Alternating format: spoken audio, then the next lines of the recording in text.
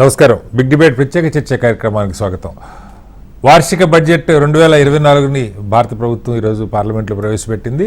అయితే దీని మీద ఒకటి జాతీయ స్థాయిలో ఎలాంటి నిర్ణయాలు తీసుకున్నారు, కాంగ్రెస్ మేనిఫెస్టోని కాపీ కొట్టారని చెప్పి కాంగ్రెస్ ఆరోపణలు చేస్తుంది. అయితే తెలంగాణకి కనీసం తెలంగాణ ఊసు కూడా ప్రస్తావన చేయలేదని తెలంగాణ ప్రభుత్వం ముఖ్యమంత్రి చాలా ఘాటుగా స్పందించినటువంటి పరిస్థితి. రెండు పార్టీలు అలాగే బీఆర్ఎస్ కూడా బడ్జెట్లో తెలంగాణ కేటాయించింది సున్నా అని చెప్పి వీళ్ళు మాట్లాడారు. అయితే ఆంధ్రప్రదేశ్కి చాలా భారీగా కేటాయించారన్న ప్రచారం జరుగుతుంది. వాస్తవానికి ఆంధ్రప్రదేశ్ కూడా బడ్జెట్లో రాజధానికి నిధులు తప్ప మిగతా ఏ అంశాలను కూడా స్పష్టంగా పేర్కొనలేదని చెప్పి కూడా విమర్శలు వస్తున్నాయి. అన్ని అంశాల మీద వాళ్ళు బిగ్ డిబేట్లో చర్చను చేపట్టాం.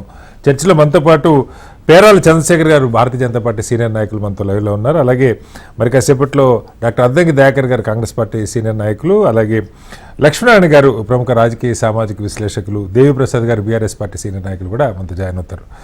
ముందుగా దేవిప్రసాద్ గారు నమస్కారం. హలో దేవిప్రసాద్ గారు. Good morning. నమస్తే దేవిప్రసాద్ గారు. ఏంటి ముఖ్యమంత్రి, తెలంగాణ ముఖ్యమంత్రి అయితే బడ్జెట్లో తెలంగాణ ప్రస్తావన తేవటానికే ఇష్టపడలేదు అని వాళ్ళు విమర్శ చేస్తూ ఉన్నారు.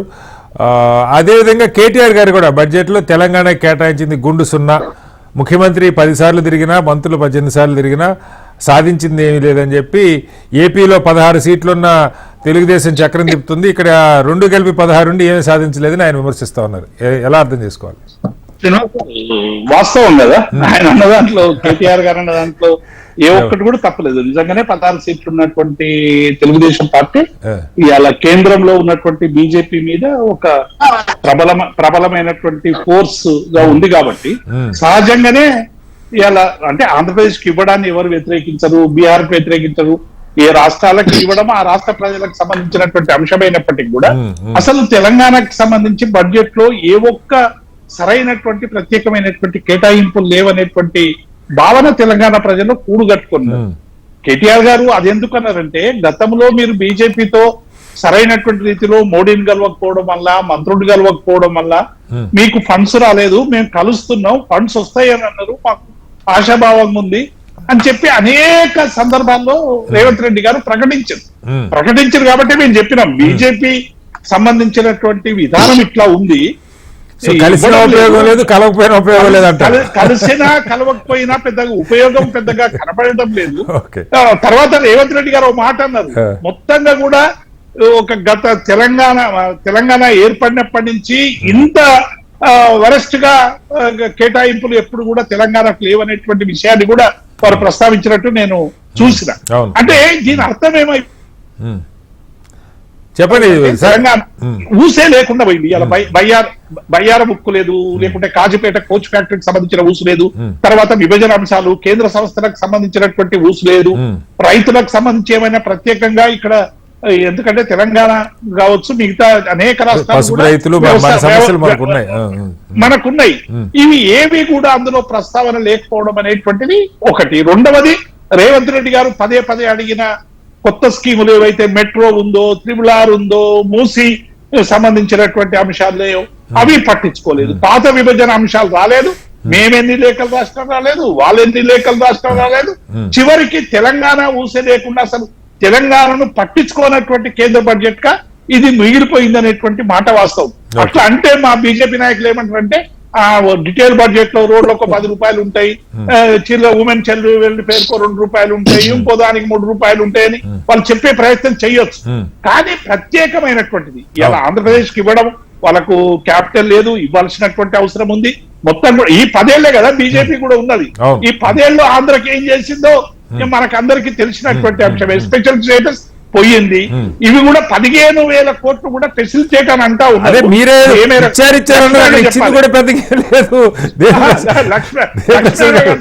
రాజధాని శ్రీనివాస్ గారు నేనేమంటున్నా, తెలుగుదేశం పార్టీకి సంబంధించిన నాయకులు అందరూ హర్షం ప్రకటిస్తున్నారు, ఇచ్చిందని ఒక భావన ఉంది కాబట్టి అది ఏముందో నాకు క్లారిటీ లేదు. కాబట్టి తెలంగాణకు మాత్రం ఎక్కడ కూడా పెద్దగా ఉపయోగకరమైనటువంటి విషయాల ప్రస్తావన లేదు. అన్ని వర్గాలు, నేను ఇక్కడ చెప్పదలుచుకుంటే ఉద్యోగులకు సంబంధించినటువంటి స్లాబ్స్ విషయంలో అయితే మరీ దారుణం. ఏదో చెంప మీద చెల్లు మని కొట్టి ఏదో కొంత మందు పెట్టినట్టు చేసింది. ఏదో ఒక స్లాబ్ చిన్నగా పెంచింది తప్ప చాలా కాలంగా అడుగుతా ఉన్నారు. వచ్చినటువంటి విషయాల ప్రస్తావన లేదు. సిపిఎస్ రద్దు చేస్తామని చెప్పి ఒక కమిటీ కూడా వేసేటువంటి ప్రయత్నంలో 10 నుంచి 14% కోత పెట్టింది శ్రీనివాస్ గారు.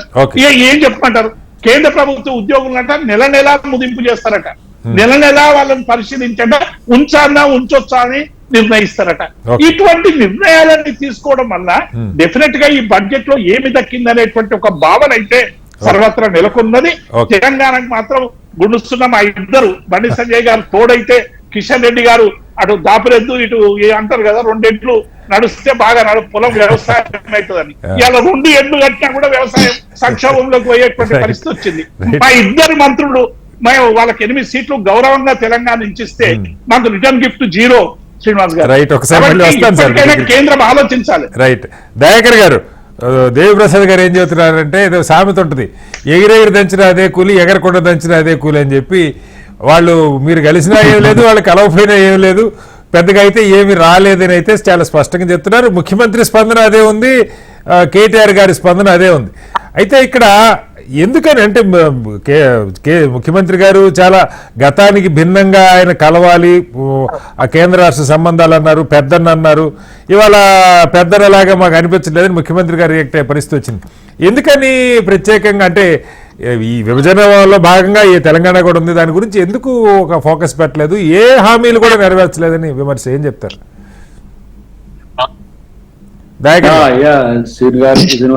మీకు పెద్దలందరికి కూడా నమస్కారం. అయితే ఇది పెద్ద ఊహించింది ఏం కాదు, మనం ఏమి ఆశ్చర్యపోవాల్సిన అవసరం ఏం లేదు. అది ఇప్పుడు ఆంధ్రప్రదేశ్ కి కేటాయించినంత మాత్రాన పెద్ద సంబరపడవలసిన అవసరం లేదు, తెలంగాణ కేటాయించకపోయినంత మాత్రాన పెద్ద నష్టపోతామని బాధపడాల్సిన అవసరం లేదు. వాళ్ళు వాళ్ళ రాష్ట్రాలకు ఇచ్చుకుంటారు. అది ఇప్పుడు నితీష్ గారికి కానీ బాబు గారికి కానీ ఇవ్వకపోతే రాజకీయంగా నష్టపోతారు కాబట్టి ఇచ్చింది తప్పితే 10 సంవత్సరాల్లో ఆంధ్రప్రదేశ్ కి ఇచ్చింది ఏమిటి? నీళ్లు మట్టి. ఆంధ్రప్రదేశ్ ప్రజలు తాత్కాలిక సంబరం ఉండొచ్చు, సంతోషం ఉండొచ్చు, కానీ కేటాయింపులేవి ఖర్చు కాదు. కేటాయింపులు చూసి హాయిగా సంతోషపడాలి. పోలవరం ప్రజలు ఏమనుకుంటుండ్రో అది బడ్జెట్ లో పెట్టిండ్రు అంతే. కాకపోతే అన్ని జిల్లాల్లో కూడా ప్రస్తావన తెచ్చిండ్రు, రాయలసీమ, ఉత్తరాంధ్ర, ఇటేంది అమరావతి, ప్రకాశాన్ని కూడా యాడ్ చేసిండ్రు. సో మనకు వినసొంపైనగా ఉంటది, కానీ అసలు దాని మాటున స్పెషల్ స్టేటస్ అనేది పోయిందిగా. స్పెషల్ స్టేటస్ ఒకటే కదా సార్, ఇప్పుడు వాటికి ఈ వెనకబడ్డ జిల్లాలకు ఇచ్చే 50 కోట్లు తప్పితే బుందేలు కడతారా ప్యాకేజ్ అదేం చెప్పలా, స్పష్టంగా అయితే ఏం లేదు అక్కడ చెప్పి ఒక రాజధాని. అసలు ఏంటి ఇప్పుడు అకార్డింగ్ టు యాక్ట్ అని అన్నది వారు సీతారామన్ గారు. నేనేమంటున్నంటే యాక్ట్ లో మొట్టమొదటి అంశం ఆంధ్రప్రదేశ్ కి సంబంధించింది ఏంటిది? Special status. ఆ రోజు వెంకయ్యనాయుడు గారు లేచి రాజ్యసభలో అడిగిన దానికి ప్రస్తావన తెచ్చి అది అడిషనల్ గా ఉన్న బడ్జెట్ కు యాడ్ చేసింది అదొక్కటే. మిగతా తెలంగాణకు వచ్చినప్పుడు గిరిజన యూనివర్సిటీ ఉన్నది, బయ్యారం స్టీల్ ఫ్యాక్టరీ ఉన్నది, కాజీపేట కోచ్ ఫ్యాక్టరీ ఉన్నది. విభజన చట్టం అంటే ఆంధ్రప్రదేశ్ కి సంబంధించింది మాత్రమే అంటే క్రమంలో ఉంటే ఎట్లా? సరే, ఒకటి. రెండవది, ఇక్కడ మేము కొత్త ప్రాజెక్టులకు సంబంధించి కూడా RRR కు సంబంధించి కానీ, మూసీ రివర్ ఫ్రంట్ కానీ, ఇతరత్ర పథకాలకు సంబంధించి ఎన్నో ప్రపోజల్స్ ఆయా మంత్రుల దృష్టికి తీసుకురావడం జరిగింది. ప్రధానమంత్రి గారిని కలిసినప్పుడు, అమిత్ షా గారిని కలిసినప్పుడు కూడా మా ముఖ్యమంత్రి గారితో పాటు ముఖ్య నాయకత్వం అంతా ఒక రిక్వెస్ట్ చేసింది. ఈవెన్ ముఖ్యమంత్రి కూడా రోజుల తరబడి ఢిల్లీలో ఉండి రిపీటెడ్ గా కూడా కలిశారు. ఈ 5-6 నెలలోనే 3-4 సార్లు పైగా కలిసినట్టున్నారు రకరకాల ప్రపోజల్స్. ఇప్పుడు ఏమున్నది ఇక్కడ ఈ ప్రభుత్వంతో వాళ్ళకి ఏం అవసరం ఉన్నది? అక్కడ ప్రభుత్వంతో కాకుండా అక్కడ ఎంపీ సీట్లు ఇక్కడ 20 అక్కడ 20 గెలిచి ఉన్నారు. వాళ్ళు కనుక విత్డ్రాయాలంటే పోయి డైలబాల పడుతుంది. కాబట్టి వాళ్ళ పొలిటికల్ కంపల్షన్ ఉంది. కాబట్టి ఇది కంపల్షన్ బడ్జెట్ అని కూడా అనుకోవచ్చు. రెండవది ఏంటంటే తెలంగాణకు లేదంటే ఇతర ప్రాంతాలకు సంబంధించిన ప్రస్తావన ఎక్కడ ఏ రాష్ట్రానికి సంబంధించి కూడా లేదు.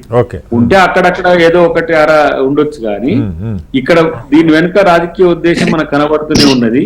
నేనంటున్నా ఇప్పుడు 2 తెలుగు రాష్ట్రాల్లో ఒక దానికి మోదం, ఇంకో దానికి ఖేదం అన్నట్టుగా చర్చ జరుగుతుంది. కానీ అక్కడ మోదానికి ఇక్కడ ఖేదం అడ్డం కాదు. ఎందుకంటే ఇక్కడ అంతో ఇంతో కొంత అనుకూలత, ఆర్థిక అనుకూలత ఉన్నది కాబట్టి, సమస్య లేదు కాబట్టి ఎవరేమి ఆంధ్రప్రదేశ్ మీద ఎవరు కూడా ఏమి వ్యతిరేకంగా మాట్లాడరు. అవును. కానీ ఆంధ్రప్రదేశ్ కి వచ్చినాడు చూద్దాం. ఓకే. రెండవది ఇక్కడ మాకెందుకు రాలేదు అనేది దగ్గర ఇప్పుడు ఇదే కాదుగా 1 ఇయర్ ఉంది, అంటే 6-7 నెలలు ఉంది కదా ఇంకా మార్చి వరకు. అప్పటి వరకు డెఫినెట్ గా కన్సిస్టెంట్ గా మనం అది పోరాటం ఉంటది. రేపటి రోజున ఇక్కడ రాజకీయాలు అనుకుంటున్న పవన్ కళ్యాణ్ గారు కానీ, ఇక్కడ రాజకీయాలు అనుకుంటున్న టీడీపీ గాని ఇక్కడ రాని దాని గురించి ఏం స్పందిస్తుందో చూడాల్సిన అవసరం ఉంది. ఎందుకంటే అందరిని ఇరుకున పెట్టే పనిలో బీజేపీ చేసింది. బీజేపీ తాలూక రాజకీయాలు ఇట్లా ఉంటాయి కాబట్టి పెద్ద మనం ఆశ్చర్యపోవాల్సిన అవసరం లేదనేది నేననేది. ఇంకా ప్రధానమైన అంశం ఏంటంటే వాళ్ళు ఏది ఓవరాల్ బడ్జెట్ కి వచ్చినప్పుడు వ్యవసాయానికి సంబంధించి కానీ, హౌసింగ్ కి సంబంధించి కానీ, ఇన్ఫ్రాకి సంబంధించి కానీ, అన్ఎంప్లాయ్మెంట్ కి సంబంధించి కానీ చేసిన వాటిలలో సహేతుకత కనిపించడం లేదు.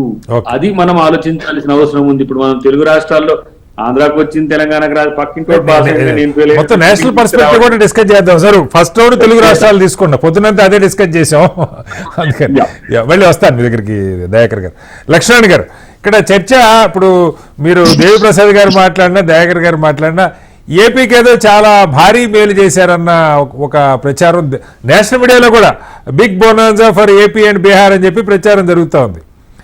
చూస్తే అందులో ముఖ్యమంత్రి గారు కూడా అసెంబ్లీలో ఇవాళ చూడండి మన ఎమ్మెల్యేలు అందరూ ఫేసులు వెలిగిపోతున్నాయండి. ఈ ఒక్కదానికి మొత్తం వెలిగిపోవటం ఏంటో నాకు అర్థం కాదు. అంటే చాలా దాదాపు ఒక 60-70 కీలకమైన అంశాలు ఉన్నాయి. అందులో ఒక 10-15 ఇప్పుడు మీ బోటోళ్ళు కొన్ని 100 సార్లు మాట్లాడిన పరిస్థితి. వేటికి స్పష్టమైనటువంటి అంకెలతో కూడిన హామీలు, టైం బౌండ్ లేకుండా రాజధానికి ఒక 15,000 కోట్లు ప్రకటన చేయటంలో ఎలా అర్థం చేసుకోవాలి? నిజంగా ఇది భారీగా ఏపీకి మేలు చేసినట్లా ఎలా అర్థం చేసుకోవాలి? లక్ష్మణ్ గారు. కటారి గారు, మీకు ఇతర పెద్దలకి ప్రేక్షకులకు నమస్తే. ఇంతకు ముందే రేవంత్ రెడ్డి గారి స్పందన విన్నాను. ఇప్పుడు దేవి ప్రసాద్ గారి అలాగే దయాకర్ గారి స్పందన విన్నాను. ఓకే. ఆంధ్రప్రదేశ్ సంబంధించి ముందు మాట్లాడుకుంటే ఏమిచ్చారు అనే ప్రశ్న నేను ఇప్పుడు కూడా అడుగుతున్నాను. ఏమిచ్చారు అని. 48,21,000 కోట్ల వార్షిక బడ్జెట్ లో ఎంత డబ్బు ఆంధ్రప్రదేశ్ కు కేటాయించారు? మీ దగ్గర ఏమన్నా గణాంకాలు ఉంటే చెప్తే నేను తెలుసుకోవడానికి సిద్ధంగా ఉన్నాను. 15,000 కోట్ల తప్ప వస్తున్నా. ఆ 15,000 కోట్లకు వస్తాను. వార్షిక బడ్జెట్ లో ఆంధ్రప్రదేశ్ కేటాయించిన డబ్బు ఎంత, ఎన్ని రూపాయలు? నాకైతే ఎక్కడ కనిపించలేదు. ఎందుకంటే రాయలసీమ ఉత్తరాంధ్ర అభివృద్ధి ప్యాకేజీకి సంబంధించి ప్రకాశం జిల్లాను కూడా గెలిపారు. 8 జిల్లాలైనాయి.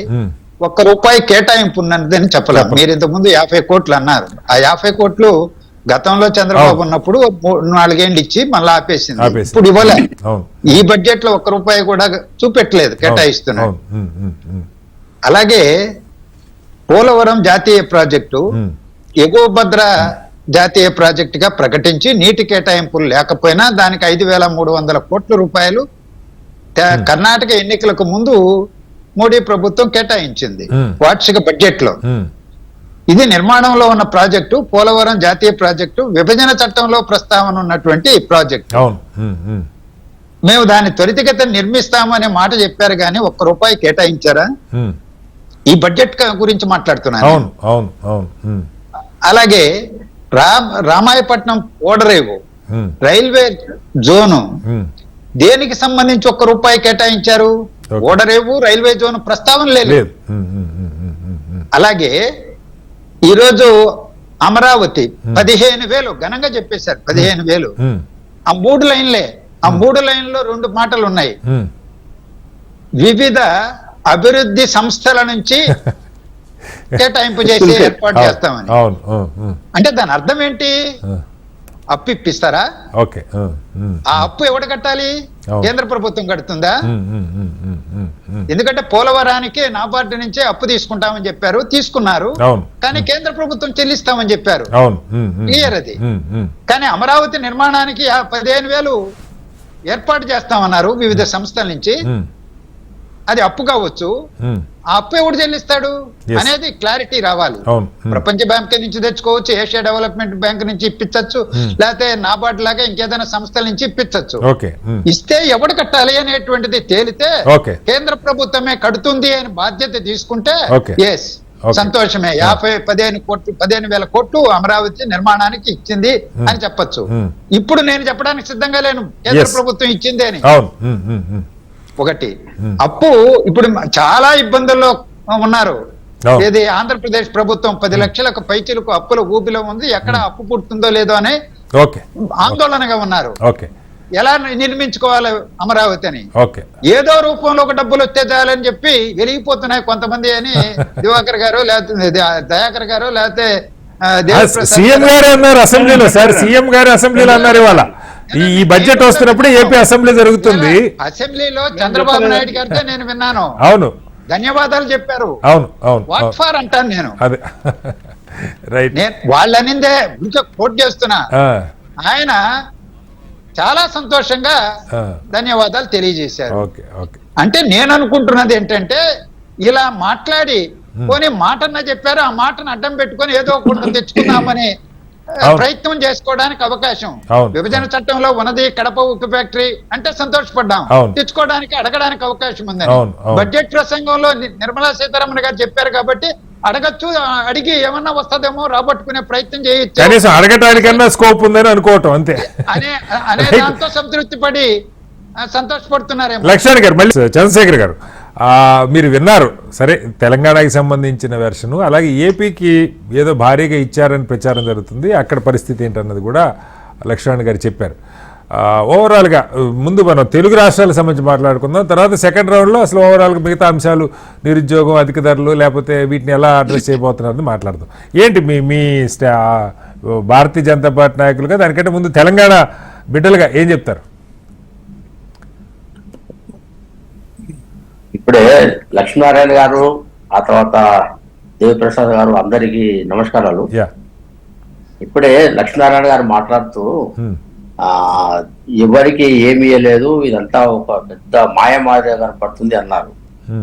అయితే లక్ష్మీనారాయణ గారు ఈ విషయం కూడా చెప్పాలా.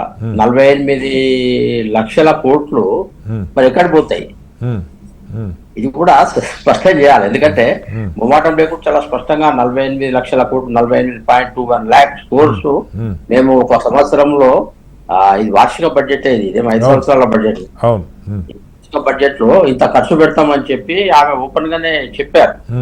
కాబట్టి ఈ డబ్బులు ఎక్కడ పోతాయి, ఎక్కడ ఏమి లేదని చెప్పి ఏదైతే అనాలిసిస్ ఇస్తున్నారో పెద్దలు, ఇది కూడా స్పష్టంగా చెప్పాలి. మరి 40 లక్షల కోట్లు ఎక్కడ పోతాయి, ఇది కూడా చాలా స్పష్టంగా ఆలోచించాలా. కాబట్టి దానికి సంబంధించిన బైఫర్కేషన్ అనేది 100 రకాల స్కీమ్స్ ఉంటే ప్రతి స్కీమ్ కు, ప్రతి రాష్ట్రానికి చాలా ఇంటర్నల్ డివిజన్ బైఫర్కేషన్ వస్తుంది. ఆ తర్వాత బడ్జెట్ లో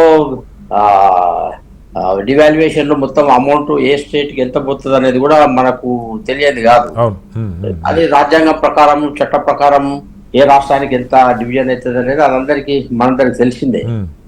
ఇప్పుడు చాలా స్పష్టంగా ఉదాహరణకు ఇప్పుడు ప్రైమ్ మినిస్టర్ గ్రామీణ సడక్ యోజన గురించి ఒక 20,000 గ్రామాలు, ఇప్పటి వరకు PMGSY లేని 20,000 గ్రామాలకు నెట్వర్క్ ఇస్తాం ఈ వార్షిక బడ్జెట్ లో చెప్పారు. ఈ 20,000 గ్రామాల్లో మన తెలుగు రాష్ట్రాలే ఉన్నాయండి.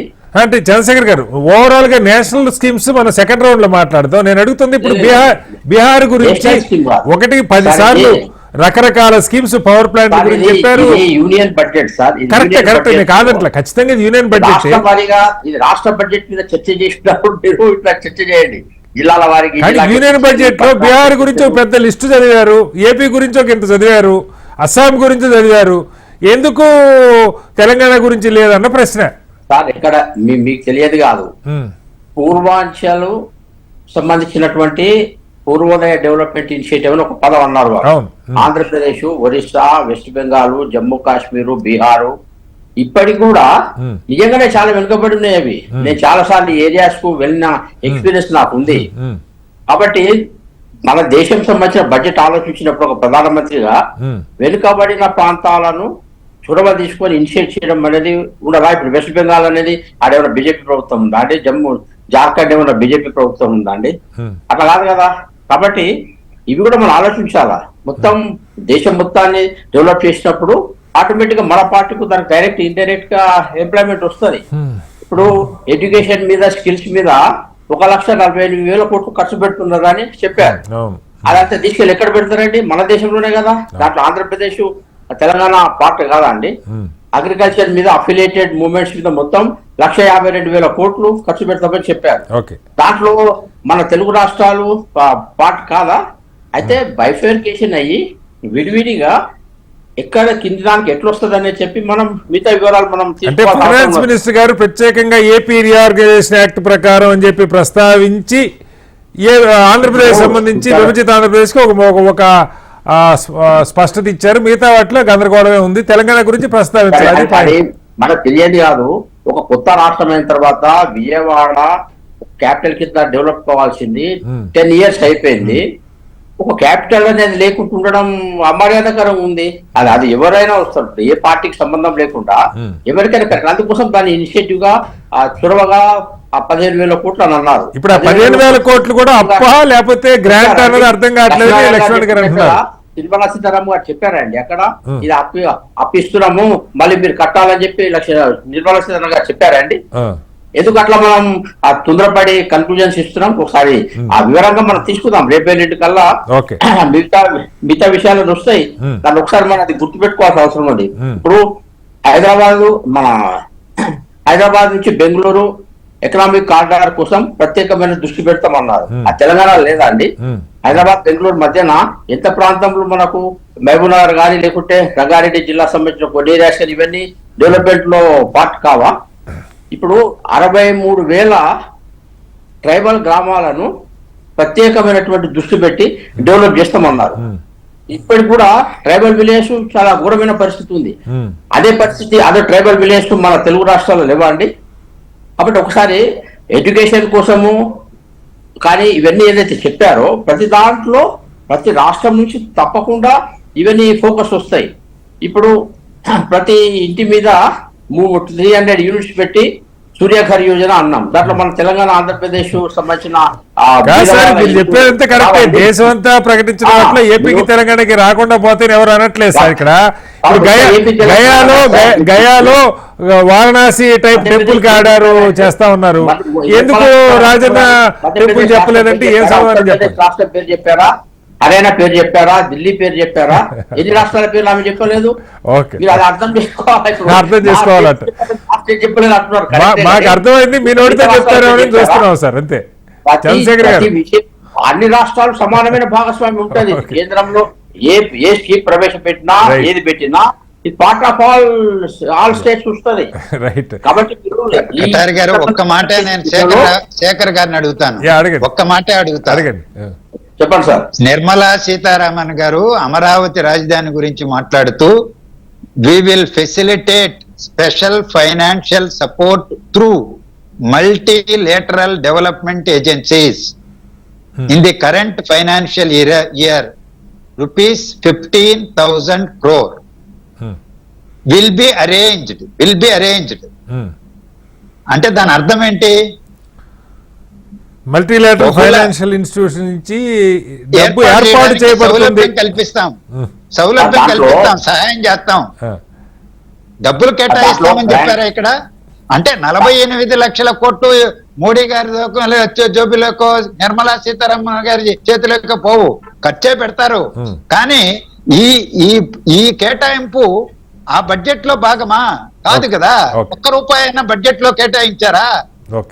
రైట్. చంద్రశేఖర్ గారు చెప్పండి. నేను అదే చెప్తున్నా సార్. రేపెల్లుండిలో మిగతా మైక్రో డీటెయిల్స్ మనం తీసుకుందాం. అయితే నేనేమంటున్నా అంటే చాలా స్పష్టంగా ఇప్పుడు అర్బన్ కానీ రూరల్ కానీ ఎంఎస్ఎంఈ సెక్టార్ కానీ లేకుంటే ఎకనామిక్ డెవలప్మెంట్ సంబంధించిన ఇష్యూస్ కానీ ఎక్కడైతే ఇప్పటికీ దేశంలో చాలా వెనుకబడినటువంటి ప్రాంతాలు ఏవైతున్నాయో వాటికి సంబంధించిన ఫోకస్ కానీ, ముద్రా యోజన సంబంధించిన 10 లక్షల నుంచి 20 లక్షలకు చేయడం కానీ, అసలు ఎంప్లాయ్మెంట్ జనరేషన్ గురించి ఇంత పెద్దగా ఆలోచించినటువంటి బడ్జెట్ గతంలో ఎప్పుడు లేదు. యూత్ కూడా ఇంటర్న్షిప్ 1 కోటి మంది యూత్ కు ఇంటర్న్షిప్ సిస్టమ్స్ పెట్టి వాళ్ళ స్కిల్స్ పెంచడం కోసము, లేకుంటే వాళ్ళకి ఆర్థికంగా ఎంఎస్ఎంఈ సెక్టార్ కు లేకుంటే ఎంప్లాయ్మెంట్ సెక్టార్ కి ఇచ్చింది గతంలో లేదు. ఇండస్ట్రీస్ దగ్గర మనకు తెలుసు, ఇండస్ట్రీస్ దగ్గర లేబర్ యొక్క పరిస్థితి ఎంత ఘోరం ఉంటుందో, కాంట్రాక్టులు జరిగే దగ్గర లేబర్ యొక్క పరిస్థితి ఎంత ఉంటుంది. ఈరోజు రెంటల్ సిస్టమ్ మీద చాలా పెద్ద ఎత్తున ఇండస్ట్రియల్ లేబర్ కు అక్కడ ఇళ్ల సంబంధించినటువంటి నివాసం సంబంధించిన వ్యవస్థలు సపరేట్ చేస్తామని చెప్పి ఆ కార్మికుల ఘోష సంబంధించిన విషయాలు అర్థం చేసుకొని అటువంటి సిస్టమ్స్ ఎట్లా పెట్టారనేది కూడా మనకు తెలియదు కాదు. అట్లా చెప్తే చాలా విషయాలు వచ్చినాయి. కాబట్టి మనము ఒక దేశంలో ఒక యూనిట్ కింద తీసుకున్నప్పుడు అన్ని సమానంగా తీసుకెళ్తాం. దాంట్లో మీరు అన్నట్టుగా తెలంగాణ సంబంధించిన, ఆంధ్ర సంబంధించిన డీటెయిల్స్ కూడా ఒక 2-3 రోజుల్లో మనం సహజంగా సార్ దేశం బడ్జెట్ అయినా ఏ రాష్ట్రం వాళ్ళు మనకేం వచ్చినా చూసుకుంటారు కదా. దేశంకి ఏం జరిగినా మంచిదే, సంతోషం. కానీ ఆ సంతోషం నాకు కూడా బాగా ఉండాలని కోరుకుంటాం కదా. మనకు తెలియదేమి, ఇప్పుడు 100 సిటీస్ ను water, sanitation, waste management 100 cities focus చేస్తారు. 100 సిటీస్ మన రాష్ట్రం, మన 2 రాష్ట్రాలకి వెళ్ళి కనీసం 10 వస్తాయి. అనుమానమే ఉంది. కాబట్టి ఇవన్నీ మనము తప్పకుండా ఇవన్నీ దృష్టి పెట్టి ఆలోచించాలి. Right sir. మళ్ళీ దేవిప్రసాద్ గారు, రెండవది ఎంప్లాయ్మెంట్ కి సంబంధించి ఈ 2 విషయాలు. ఒకటి, ఈసారి కొత్తగా సార్ ఆ ఇంటర్న్షిప్ ఒకటి చెప్పారు. అది 1 సంవత్సరం పాటు, సంవత్సరానికి నెలకు 5,000 చొప్పున ఒక 500 కంపెనీలకే, పెద్ద కంపెనీలకే స్టూడెంట్స్ని అలాట్ చేస్తాం అన్నట్టుగా. దేశవ్యాప్తంగా 20 లక్షల మంది ఎవ్రీ ఇయర్, 5 ఏళ్లలో 1 కోటి మందికి అని. అయితే ఎంఎస్ఎంఏల గురించి దానిలో ప్రస్తావించాల. చాలామంది చెప్పటం ఎంఎస్ఎంఏలకే అలాంటి వాళ్ళ సపోర్ట్ అవసరం ఉంటుంది. 5,000 ప్రభుత్వం ఇస్తే వాళ్ళకి ఏదో కాస్త వేడి నీళ్ళకి చన్నీళ్ళు తోడైనటువంటి, నిజంగా వాడు వర్క్ నేర్చుకోవడానికి కుదురుతుంది. ఆ ఎంఎస్ఎంఈ నిర్వాహకులు కూడా కాస్త చేదోడు వాదరికి ఉంటుందని, బట్ దాన్ని ఇందులో ఇంక్లూడ్ చేయాలి. అలాగే ఎంఎస్ఎంఈల్ని పెంచడానికి వాటికి ఈ థర్డ్ పార్టీ గ్యారంటీ లేకుండా లోన్స్ ఇస్తాము, థర్డ్ పార్టీ హామీ అవసరం లేదని ఇలా కొన్ని చెప్పారు. దాదాపు 6 కోట్ల పైగా ఎంఎస్ఎంఈలలో దేశవ్యాప్తంగా 2 కోట్ల పైగా మూతపడిపోయినాయి అంటున్నారు దేవప్రసాద్ గారు కరోనా తర్వాత. వాటిని పునరుద్ధరించకుండా మీరు నిరుద్యోగ సమస్య పరిష్కరించలేని ఎప్పటి నుంచో చాలామంది నిపుణులు చెప్తున్నారు. ఏంటి ప్రభుత్వం ఈసారి ఈ బడ్జెట్లో ఎంఎస్ఎంఏలు ఉద్ధరించడానికి కానీ, లేకపోతే నిరుద్యోగ సమస్య పరిష్కరించడానికి కానీ ఏమన్నా స్పష్టమైనటువంటి కార్యాచరణ కనపడుతుందా? ఇప్పటికైతే ఇంతకుముందు పెద్దలు శేఖర్ గారు చెప్పినట్టే అసలు ఎక్కడ కూడా అటువంటి ఏమి కనబడతలేవు. వారు చెప్పినారు రేపు వస్తాయి, మాపు వస్తాయి అని చెప్తున్నారు. కానీ ఎంఎస్సీలకు సంబంధించి ఉదాహరణకు ఇప్పుడు వ్యవసాయ రంగానికి 3.5% కూడా కేటాయింపులు లేవు. తర్వాత ఉదాహరణకు విద్యా నైపుణ్యానికి చూస్తే 1% కూడా లేదు శ్రీనివాస్ గారు. అట్లాగే ఎంఎస్ఎంఈలకు సంబంధించి మీరు అన్నట్టు అనేక ఎంఎస్సి కంపెనీలు సరైనటువంటి ప్రోత్సాహకాలు లేక వాటి మార్కెటింగ్ విషయంలో కావచ్చు, వాళ్ళ నైపుణ్యం పెంపొందించేటువంటి అంశంలో కావచ్చు, వాటిని బలోపేతం చేసేటువంటి అంశంలో కావచ్చు, ఎంప్లాయ్మెంట్ జనరేట్ చేసేటువంటి పద్ధతిలో కావచ్చు, ఎక్కడ కూడా ప్రోత్సాహాలు లేవు. చాలా మనకు తెలిసినటువంటి వాళ్ళే ఏదో పాపం చిన్నవి పెట్టుకొని ఇలా బూతేసుకొని మళ్ళీ రోడ్ల మీదకి వస్తా ఉన్నారు. అంటే పెద్ద పెద్ద కంపెనీలు తప్ప చిన్న కంపెనీలు 5-10 మంది అంతే. అంటే అక్కడక్కడ లేత్ మిషన్లు, డ్రిల్లింగ్ మిషన్లు ఇటువంటి ఎంత చేసినా కూడా సరైనటువంటి ప్రోత్సాహం లేవు. వాళ్ళు చెప్తా ఉన్నారు ఎంఎస్సీ లోన్స్ ఇస్తారు, థర్డ్ పార్టీ గ్యారంటీ లేక అని. ఎక్కడ కూడా అటువంటి ప్రయత్నం కనబడటం లేదు. ఒకటో 2 జరిగినంత మాత్రాలు అది మొత్తం జరిగినట్టు కాదు కదా శ్రీనివాస్ గారు. మొత్తంగా కూడా ఇవాళ అన్ఎంప్లాయ్మెంట్ చూస్తున్నాం కదా, లెక్కలంతా కూడా భారతదేశంలో అన్ఎంప్లాయ్మెంట్ చాలా పెరిగిపోయింది. అన్ఎంప్లాయ్మెంట్ అనేటువంటిది ఒక పెద్ద సంక్షోభం తీసుకొస్తుంది అనేటువంటి విషయం కూడా ఇలా అనేక పత్రికలు, జాతీయ పత్రికలు రాస్తా ఉన్నాయి. వాటిని చూడడానికి అవసరమైనటువంటి ప్రయత్నం జరగడం లేదనేటువంటి విషయం వాస్తవం. ఉదాహరణకి ఇలా ప్రభుత్వ రంగ సంస్థలన్నీ కూడా లాభాలు లేవు, లాభాల బాట లేవు అని చెప్పి వాటిని మూసేసేటువంటి ప్రయత్నం, లేకుంటే అందులో నుంచి షేర్స్ అమ్మేటువంటి ప్రయత్నం, లేకుంటే పక్కదారి పట్టించేటువంటి ప్రయత్నం జరుగుతూ ఉంది. నిన్న ఎకనామిక్ సర్వేలో కూడా వాళ్ళు చాలా స్పష్టంగా చెప్పారు, బహుళజాతి సంస్థలకు సంబంధించిన కంపెనీలు బాగా లాభాలలో ఉరుకుతా ఉన్నాయంట. అంటే ఆ ఉరకడానికి అవసరమైనటువంటి నేపథ్యం, విధానాలు కానీ ఎక్కడి నుంచి వస్తున్నాయి? ఇది ఆలోచించి ఈ బడ్జెట్ లో ఎకనామిక్ సర్వేకి సంబంధించినటువంటి అంశాలు ప్రస్తావన తీసుకొని బడ్జెట్ లో కేటాయింపులు ఉండాలి కదా.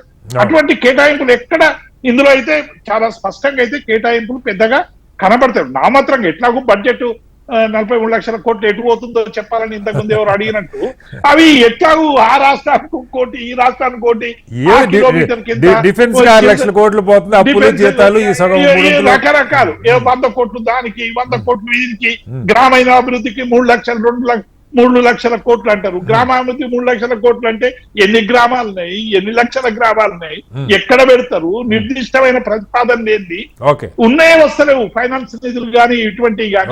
ఇప్పుడు గ్రామీణ ప్రాంతాలలో ఉదాహరణకు నేను చెప్తున్నా, డీజిల్ పోయడానికి గ్రామ పంచాయతీకి ఫండ్స్ కేంద్రం నుంచి రిలీజ్ లేవు, ఇక్కడ నుంచి రిలీజెస్ లేవు. అంటే ఏం అభివృద్ధి జరుగుతుంది చెప్పండి ఇక. కాబట్టి ఇటువంటి విషయంలో ఒక సహేతుకమైనటువంటి బడ్జెట్ పెట్టి నిజంగా తెలంగాణకైతే అసలే లేదు.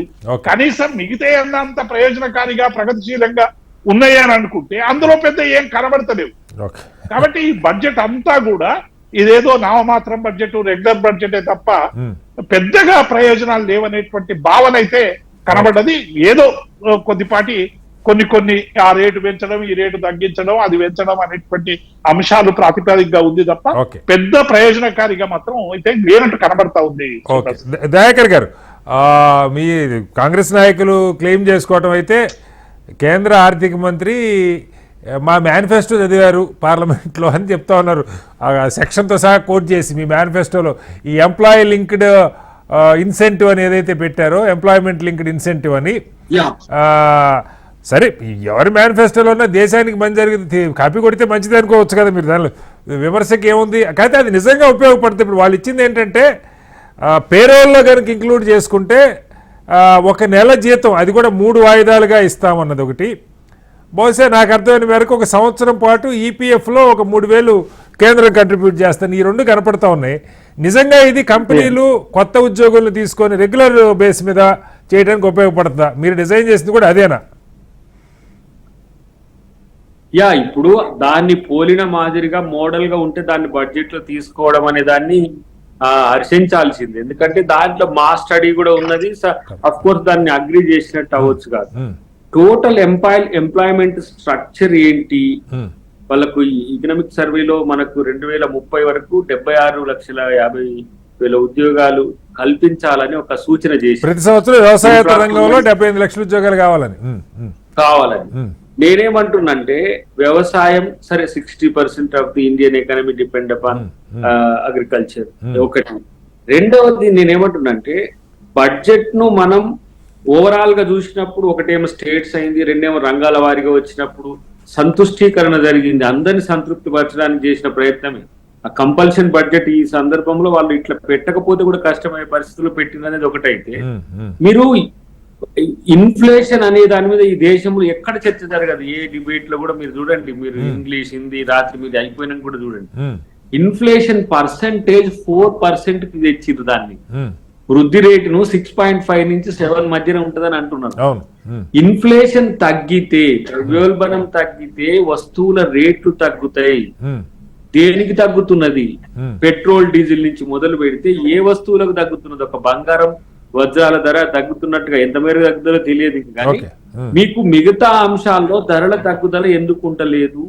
రెండవది, కొనుగోలు శక్తి పెంచేందుకు మీరు చేసిన ప్రక్రియ ఏంటి అంటే ఏమి కనపడదు దాంట్లో.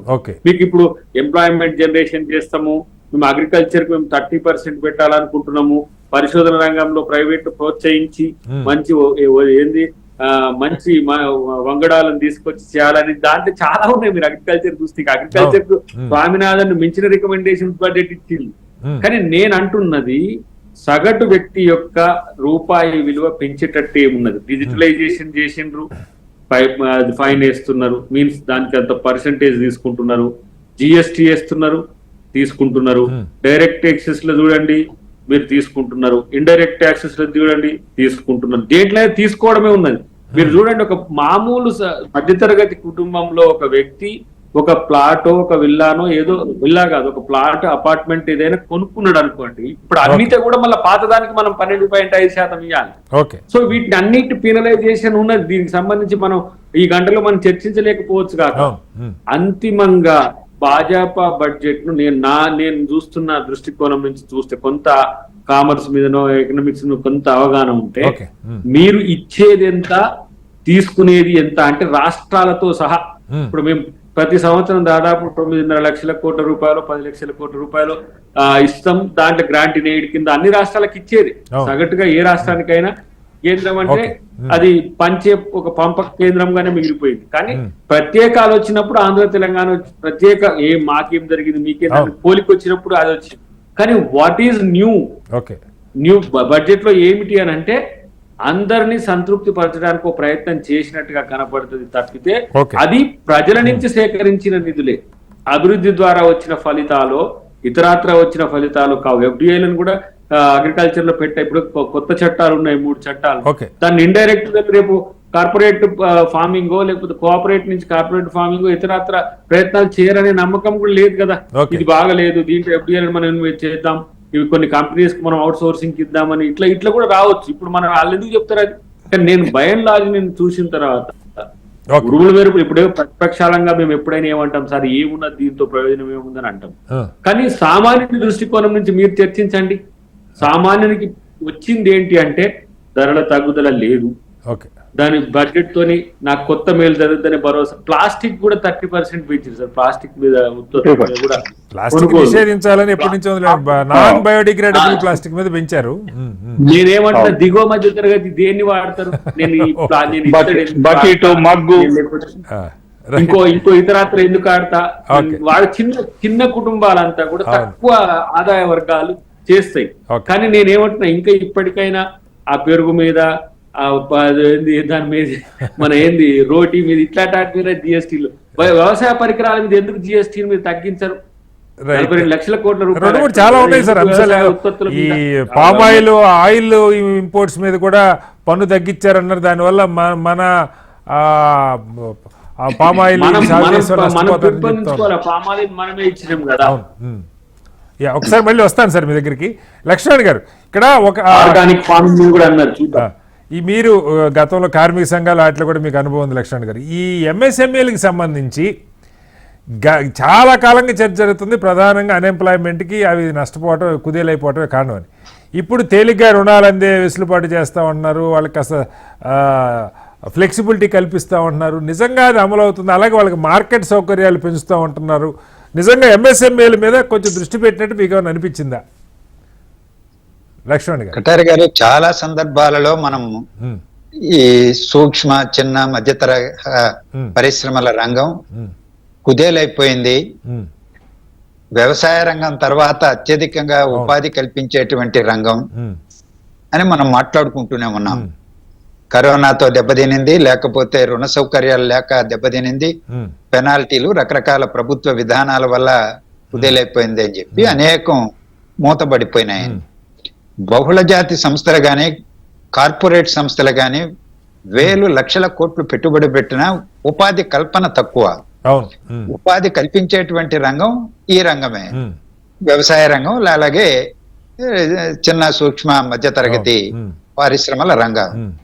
వాటి పట్ల బడ్జెట్ లో ఎంత శ్రద్ధ పెట్టారనేటువంటిది చూస్తే ఇవ్వాల్సిన ప్రాధాన్యత ఇవ్వలేదు, వాటిని చిన్న చూపే చూడబడింది అనేటువంటి చాలా స్పష్టం. ఒకటి. రెండవది, అప్పుల గురించి మాట్లాడుకోవాలి. 48 లక్షల కోట్ల బడ్జెట్ లో 32 లక్షల కోట్ల రూపాయలు మాత్రమే రెవెన్యూ లోటు గాని పన్నులు రెవెన్యూ ఆదాయం గాని పన్నేతర ఆదాయం గాని చూపెట్టారు. అంటే 30% పైబడి 14-15 లక్షల కోట్ల రూపాయలు అప్పులు తీసుకుంటామని చెప్పారు. ఇప్పటికే 1,60,00,000 పైచిలుకు అప్పు ఉన్నది. గడచిన 1,60,00,000 కోట్లు. 1,60,00,000 కోట్లు. 1,60,00,000 కోట్లు. ప్రతి సంవత్సరం ఈ గడచిన 10 సంవత్సరాల కాలంలో 10 లక్షల నుంచి 11 లక్షల కోట్ల రూపాయలు ప్రతి ఏడాది అప్పు చేశారు. ఇప్పుడు మళ్ళా 14-15 లక్షల కోట్ల రూపాయలు అప్పు చేస్తామంటున్నారు. అంటే ఇప్పుడు అప్పుల భారతదేశంగా మారిపోతున్నదా, లేకపోతే ఆర్థికంగా బలపడినటువంటి వ్యవస్థగా అభివృద్ధి చెంది 3వ స్థానానికో 5వ స్థానానికో ఎదుగుతున్నదా? అలాగే దయాకర్ గారు అన్నారు, కొనుగోలు శక్తిని పెంచడానికి తీసుకున్న చర్యలు ఏంటని. ముందు ఉపాధి ఉంటే, ఉపాధి మీద ఏదైనా డబ్బులు సంపాదించుకుంటే కొనుగోలు శక్తి పెరుగుతుంది. ఒకవైపున ధరలు పెరుగుతున్నాయి, ద్రవ్యోల్బణం అనుగుణంగా రెండో వైపున ఉపాధి లేదు, నిరుద్యోగ సమస్య, కొనుగోలు శక్తి పడిపోతున్నది. ఓకే, ఉద్యోగులకు సంబంధించే తీసుకుందాం. Okay, okay.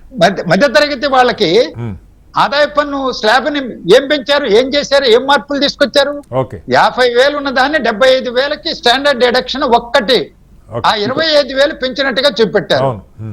మిగిలినటువంటివి ఒక్క పైసా ఆదాయం లేదు. ఓకే. ఈ రోజు అలాంటి పద్ధతుల్లో ఓకే. మధ్యతరగతి ప్రజానీకం, ఉద్యోగుల యొక్క కొనుగోలు శక్తి ఏ విధంగా పెరుగుతుంది? Okay, right. లక్ష్మణ్ గారు మళ్ళీ వస్తారు. ఒక కీలకమైన ఏరియా వ్యవసాయ రంగంలో మౌలిక వస్తువుల కల్పనకి, అంటే వ్యవసాయ రంగం బడ్జెట్లో 1,00,000 కోట్ల పైగా చూపించారు. అయితే దీనిలో ఈ స్టోరేజ్లు కానీ లేకపోతే వాల్యూ ఎడిషన్ కానీ ఫుడ్ ప్రాసెసింగ్ కానీ ఆ మౌలిక వస్తువుల కల్పనకి ఏమన్నా వెసులుబాటు ఉండే అవకాశం ఉందా, లేదంటే ఊరక ఈ పిఎం సమ్మాన్ నిధి, రైతు సమ్మాన్ నిధి వీటి కింద లెక్కేసుకోవాలా? దాంట్లో నా కటారి గారు, చంద్రశేఖర్ గారు ఒక్కసారి లక్ష్మణ్ గారు చెప్పాక మీ దగ్గరికి వస్తాను. కటారి గారు, జాతీయ గ్రామీణ ఉపాధి హామీ చట్టానికి నిధుల కేటాయింపు పెంచినట్టుగా చూశాను. ఓకే. 85,000 కోట్ల రూపాయలు కేటాయించినట్టుగా, మంచిదే. ఆ మేరకు అది గ్రామీణ ఆర్థిక వ్యవస్థ, వ్యవసాయ రంగంలో వ్యవసాయ కార్మికులకి వీళ్ళకి ఉపయోగపడేటువంటిది. వ్యవసాయ రంగంగా తీసుకుంటే కేటాయింపులు వివిధ రూపాలలో కేటాయిస్తుంటారు. ఎరువులకు సబ్సిడీ రూపంలో కానీ, లేకపోతే డ్రిప్ ఇరిగేషన్ కానీ, రకరకాల కేటాయింపులు. కానీ ఓవరాల్ గా చూసినా మీరు అన్నట్టు ఈరోజు వ్యవసాయ ఉత్పత్తులను దాచిపెట్టుకొని శీతల గిడ్డంగిల్లో అవి ఉంటే అందుబాటులోకి వాటిని నిల్వ చేసుకొని మార్కెట్ కు తీసుకెళ్లే లోపు చెడిపోకుండా, ఇప్పుడు 30%, 40% కొన్ని వ్యవసాయ ఉత్పత్తులు వేస్ట్ అయిపోతుంటాయి. గిట్టుబాటు కానటువంటి వ్యవసాయంలో ఇంత వేస్టేజీ ఉంటే ఏ విధంగా రైతు నిలదొక్కుంటాడు? అందువల్ల గ్రామీణ ప్రాంతంలో వ్యవసాయ ఆధారిత పరిశ్రమలు రావాలి. అది కార్పొరేట్ రంగం వచ్చి పెట్టదు.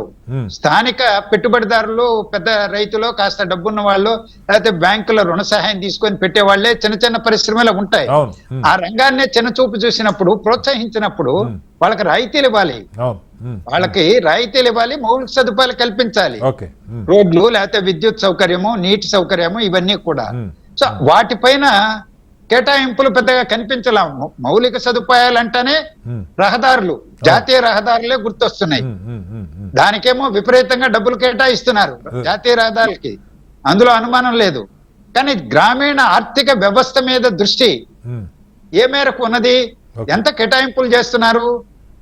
ఈ వ్యవసాయ ఆధార పరిశ్రమలు గాని, గోడౌన్ల నిర్మాణం గాని, ఎఫ్సిఐ గోడౌన్లు పాడుపడిపోయినాయి, లేకపోతే అద్దెలకి ఇచ్చేస్తున్నారు. ఈ రోజు వాటి మీద ధ్యాస లేదు.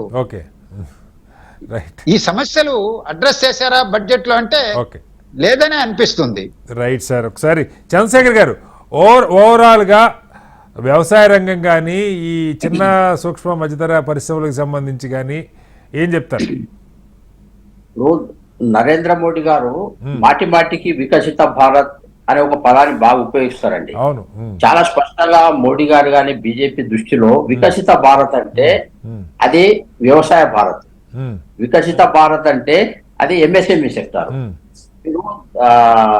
దీని విషయంలో యాక్చువల్ గా డెప్త్ వారు చెప్పిన ప్రతి విషయం, మోడీ చెప్పిన ప్రతి విషయాన్ని నిజంగా కింద ఏమవుతుంది, ఏం కావట్లేదు అనేది కిందికి వెళ్ళి మనం స్టడీ చేయాల్సిన అవసరం ఉంది. దాంట్లో చాలాసార్లు వెళ్ళాను. ఉదాహరణకు మీరు చూడండి, ఇప్పుడు ఒక మాట అన్నా నిన్న, ఒక 100, ఒక 60+100, 160 క్లస్టర్స్ మేము డెవలప్ చేస్తున్నాం అని చెప్పి ఒక మాట వారు అన్నారు. క్లస్టర్ అంటే ఏంటంటే నేను చాలా క్లస్టర్స్ స్వయంగా చూశానండి.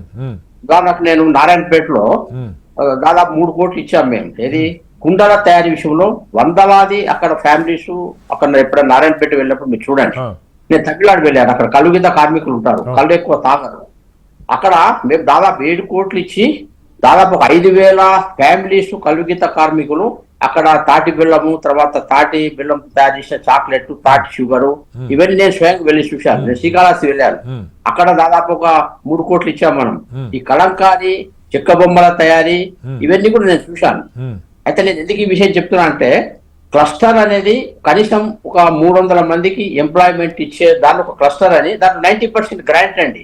అది మీరు అన్నట్టుగా లోన్ కాదు, ఇంకా టోటల్ గ్రాంటే ఇన్ఫ్రాస్ట్రక్చర్ కానీ మిషనరీ కానీ అంతా కూడా.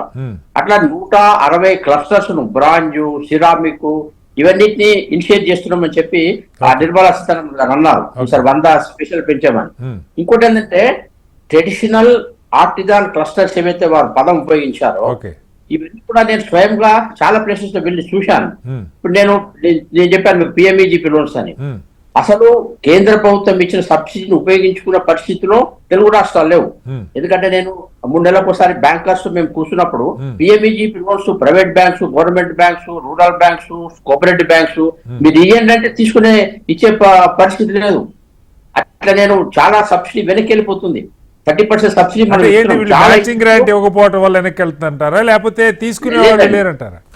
ప్రైవేట్ అంటే అవేర్నెస్ రాష్ట్ర ప్రభుత్వాలు చొరవ తీసుకోవాలండి. ఎందుకంటే కేంద్ర ప్రభుత్వం తీసుకొచ్చిన ప్రతి స్కీమ్ ను రాష్ట్ర ప్రభుత్వం చొరవ తీసుకొని ప్రతి స్కీమ్ మాక్సిమం ఎట్లా దగ్గర తీసుకోవడం కోసం. అసలు కేసీఆర్ గారు అది పట్టించుకోలే, జగన్ గారు పట్టించుకోలే. నేను రేవంత్ రెడ్డి గారికి కూడా నేను సలహా ఇస్తున్నా, అసలు ఒక ఐఏఎస్ ఆఫీసర్ సపరేట్ గా పెట్టండి, కేంద్ర ప్రభుత్వ పథకాల అమలు విభాగం అని ఒక సీనియర్ ఐఏఎస్ ఆఫీసర్ పెట్టండి, ప్రతి స్కీమ్ ను స్టడీ చేయండి, మాక్సిమం తెలంగాణకి ఎట్లా ఉపయోగపడాలని చెప్పి దీంట్లో మనం కిందికి తీసుకెళ్లాల్సిన అవసరం ఉన్నది. ఇప్పుడు సిడ్బీ చెప్పారు, ఇప్పుడు small industry development bank of India అని ఒక 24 కొత్త బ్రాంచ్లు పెట్టి స్మాల్ ఇండస్ట్రీస్ కు లోన్స్ కింది దానికి వెళ్ళడం కోసం తగిన స్పెషల్ దృష్టి మేము పెడతామని చెప్పి ఒక మాట అన్నారు. ఇది మనము దృష్టి పెట్టాల్సిన అవసరం ఉన్నది. ఇప్పుడు పిఎం విశ్వకర్మ ఉంది. అసలు పిఎం విశ్వకర్మ చర్చ ఎన్నిసార్లు అయితే మీకు తెలుసు. ఆంధ్ర తెలంగాణ రాష్ట్రాలు కానీ రాష్ట్ర ప్రభుత్వాలు మినిమం పట్టించుకోవట్లేదండి. దాంట్లో 18 రకాల కుల వృత్తులకు ట్రైనింగ్ ఫ్రీగా ఇచ్చి దాంట్లో ట్రైనింగ్ అయ్యేటప్పుడు వాళ్ళకు అమౌంట్ ఇచ్చి ఆ తర్వాత 1,15,000 రూపాయలు సంబంధించిన టూల్ కిట్ ఇచ్చి 1 lakh ఇమీడియట్ గా ఇన్వెస్ట్మెంట్ ఇస్తున్నారు వితౌట్ ఎనీ సెక్యూరిటీ. చాలా పథకాలు వాటి అందులో ఈ మధ్య బీజేపీ అధికారులకు వచ్చాక అసలు పథకాల పేర్లు కూడా మనకు అర్థం కానీ హిందీ పదాలు ఉంటాయి, అదొక సమస్య. కానీ బట్ ఈ పథకాలు ఇప్పుడు పిఎం విశ్వకర్మ కానీ చాలా పథకాలు వాస్తవంగా కింది దాకా దానికి సంబంధించిన సమాచారం ఎవరైతే దానివల్ల ఎలిజిబుల్ బెనిఫిషరీస్ ఉంటారో వాళ్ళకి అందుతుందా? వీటిని ఉపయోగించుకోవడంలో గతంలో బీఆర్ఎస్ కానీ ఇప్పుడు తెలంగాణలో కాంగ్రెస్ కానీ ఏమన్నా ఫోకస్ చేయట్లేదా? పేరు ఎవరికైనా రాని ముందు ఉపయోగపడుతుంది కదా మన పారిశ్రామికవేత్తలకు. రేవంత్ రెడ్డి గారు ఫసల్ బీమా ఉపయోగించుకుంటామన్నారు, అది స్టార్ట్ చేయండి, రైతులకు ఎంత లాభం అవుతుందో. కేంద్రం నుంచి వచ్చే ఏ నిధులను కూడా వినియోగించుకోకపోవడానికి అవకాశమే లేదు. ఎందుకంటే ఉన్న పరిస్థితుల్లో తెలంగాణకు ఉన్న స్థితిని మెరుగుపరచాలంటే ప్రతి ఒక్క రూపాయిని మనం అవసరమైతే ఒత్తిడితో తీసుకురావాలనే ఆలోచనతోనే ప్రభుత్వం ఉంది. ఈ 6-7 నెలల ప్రభుత్వంలోనైనా ఎన్నోసార్లు ఎంతో మంది శాఖలకు సంబంధించిన మంత్రులను కూడా కలవడం జరిగింది. ప్రధానమంత్రి గారిని, అమిత్ షా గారినే కాదు, ప్రధానమైన ముఖ్య మంత్రివర్గాన్ని అంతా కూడా మా మంత్రులు కానీ ఇతరత్ర కలుస్తూనే ఉన్నాం. కారణం ఏంటంటే కేంద్రం ఇచ్చే నిధుల తాలూకు ఏ అంశాన్ని కూడా ఎక్కడ కూడా దారి విడిచే ప్రయత్నం చేయరు. అంటే ఇవి డైరెక్ట్ నిధులు కాదు సార్, ఏదో పథకాల రూపంలో ఉంటే బ్యాంకులకి దగ్గర ఉంటే అప్రోచ్ అయ్యి చేసుకుంటే అవుతాయేమో నా క్లారిటీ. ఫర్ ఎగ్జాంపుల్ సార్, ఇప్పుడు 1.8 lakhs రూపీస్, 1,00,000 రూపాయలు సామాజిక ఇళ్ల పథకానికి ఇస్తారండి వాళ్ళు. కానీ వీళ్ళు గతంలో అవి తీసుకోకపోవడం వల్ల అవి వెనుకకు పోయినాయి. ఇక్కడ ఇండ్ల పథకం అనేది కుంటుపడ్డది. కానీ మేము అట్లా చేస్తాం. ఇప్పుడు ఫస్ట్ లెవెల్లో మేము 93,000 ఇండ్లు అనుకున్న దానికి ఆ పథకాన్ని వినియోగించుకుంటాం.